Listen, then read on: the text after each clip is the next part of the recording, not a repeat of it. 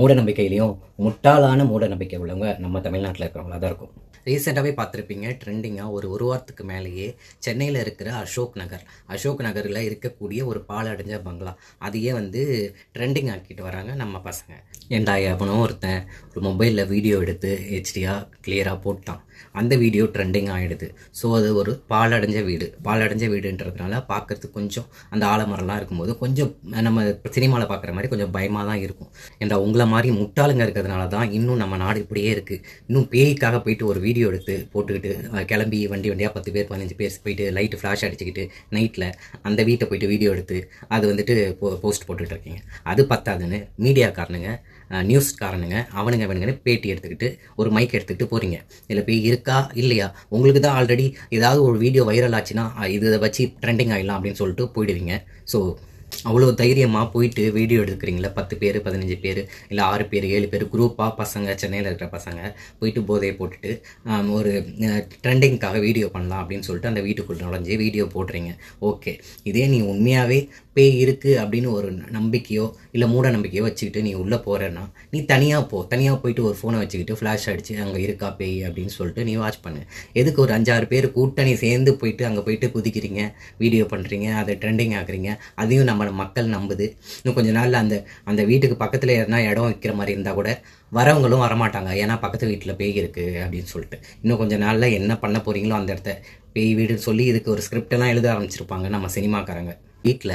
அந்த வீட்டில் அவங்க உபயோகித்த பொருட்களெல்லாம் எடுத்து இது அப்படி இருக்கலாம் இப்படி இருக்கலாம் அப்படின்னு சொல்லிட்டு அதை எடுத்துகிட்டு வரதா இருக்கட்டும், அந்த வீட்டில் இருந்து வீடியோ எடுத்து இப்படின்ட்டு அதுக்கு ஒரு பிஜிஎம் போட்டு ஹாரர் பிஜிஎம் போட்டு அதை பயமுறுத்ததாக இருக்கட்டும். ஸோ இதெல்லாம் வேண்டாம்.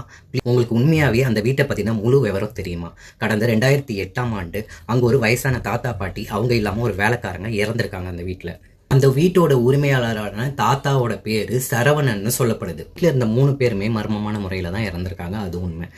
முக்கியமாக சொல்லக்கூடிய விஷயம் என்னன்னு பார்த்தீங்கன்னா, அந்த தாத்தா பாட்டிக்கு குழந்தை கிடையாது. ஸோ குழந்தையும் இல்லாததுனால அவர் ஆல்ரெடி அமெரிக்கா யூஎஸ்ஏயில் நல்ல ஒரு வேலையில் இருக்கிறவர். ஸோ அடிக்கடி போயிட்டு வரதுனால அவர் வீட்டில் நிறையா பணம், நகை, அது மட்டும் இல்லாமல் அமெரிக்கன் டாலர்ஸ் இதெல்லாமே வச்சுருந்துருக்காங்க.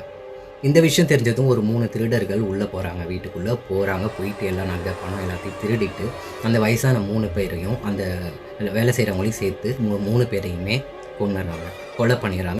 இது எப்போன்னு பார்த்தீங்கன்னா 2008 அப்போ தான் அந்த கேஸ் நடந்திருக்கு. அதுக்கப்புறமா போலீஸ் இந்த திருடர்களெல்லாம் கண்டுபிடிச்சி அவங்க எதுக்காக திருடுறீங்க, என்ன மர்மம் அப்படின்னு கேட்டதுக்கு அவங்க சொல்லிட்டாங்க, நாங்கள் பணம் நகைலாம் திருடுறதுக்காக மட்டும்தான், வேறு எதுவும் இதில் மர்மம் கிடையாது அப்படின்னு சொல்லி அந்த கேஸு கொஞ்சம் தள்ளி போய் அப்படியே அதை விட்டுடுறாங்க. ஸோ கொஞ்ச நாள் செக்யூரிட்டிஸ்லாம் வச்சு போலீஸ்லாம் இப்போ காவலுக்கு உட்கார வச்சுருந்துருக்காங்க. அமைதியாக இருக்குது அந்த வீடு. யாரும் அவங்க அந்த இறந்து போனால் தாத்தா பாட்டிக்கு யாரும் குழந்தை யாருமே இல்லாததுனால அதை அப்படியே வச்சுருக்காங்க. அதுக்கப்புறமா அந்த கேஸ் முடிச்சிடலான்ற ஒரு கட்டத்தில் இருக்கும்போது அங்கே செக்யூரிட்டிஸ்லாம் போடுறது கிடையாதுன்னதும் அது ரொம்ப பாழடைஞ்சிருது. ஆனால் அந்த பங்களா கொஞ்சம் ரிச்சான முறையில் கட்டினதுனால இன்னும் அழியாமல் அப்படியே இருந்திருக்கு. இந்த திருடர்கள்லாம் அந்த ஃபைலு அங்கே இருக்கிற நகையை பணத்தெல்லாம் கண்டுபிடிக்கிறதுக்காக எல்லாத்தையும் தூக்கி விசிறி அடித்து அவங்க ஃபோட்டோக்கள் அவங்க யூஸ் பண்ண பொருளெல்லாம் தூக்கி அடித்ததுனால அது அங்கங்கங்கேயே கடந்ததுனால அப்போ பெருசாக போலீஸும் அதை போயிட்டு உள்ளே க்ளீன் பண்ண போல் அங்கே பேயும் கிடையாது, பிசாசும் கிடையாது. நியூஸ்காரங்க பப்ளிசிட்டி பண்ணணுன்றதுக்காக பண்ணிட்டு உங்களோட முட்டாள்தனமான ஒரு காரியத்தை பண்ணாமல் கொல்லப்பட்ட 3 பேருமே நம்மளை மாதிரி வாழ்ந்த ஒரு சாதாரண மனுஷங்க. ஸோ இதில் டிமாண்டி காலனி மாதிரி நீங்கள் நினைக்கிற மாதிரி ஃபைல் இருக்கும், இல்லை என்னென்னமோ இருக்கும், இது புதர் மாதிரி உள்ள தோண்ட என்னென்னமோ நியூஸ் வரும் அப்படின்னு மட்டும் நினைக்காதீங்க. இதுதான் உண்மையான செய்தி. தேங்க்யூ.